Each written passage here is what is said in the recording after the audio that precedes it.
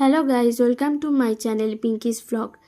অনেক দিন পর আমি আজ একটা ডেলি ভ্লগ করছি। যদি তোমাদের ভালো লেগে থাকে অবশ্যই আমাকে কমেন্টে জানিও।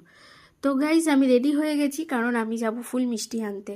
কালকে নীল পুজো, মা বললো যা একটু ফুল মিষ্টি নিয়ে আয়। তো বেরিয়ে পড়েছি ফুল মিষ্টি আনার জন্য। এত ভিড় রাস্তায়, ফুলের দোকানে, মিষ্টি দোকানে খুব ভিড়, খুব।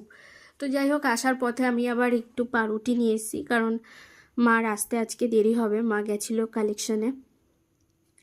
তো আমি ভাবলাম যে যাই বাড়িতে গিয়ে একেবারে সব রেডি করে রাখবো, মা আসলে খাওয়া দাওয়া শুয়ে পড়বো।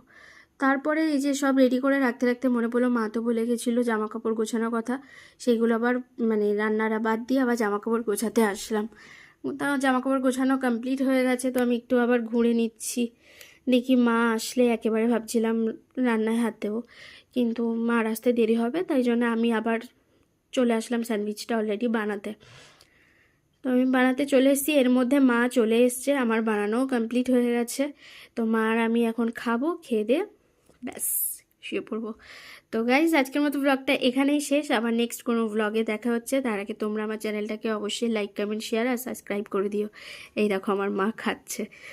তো যাই হোক গাইজ, আজকের মতো টাটা, গুড নাইট।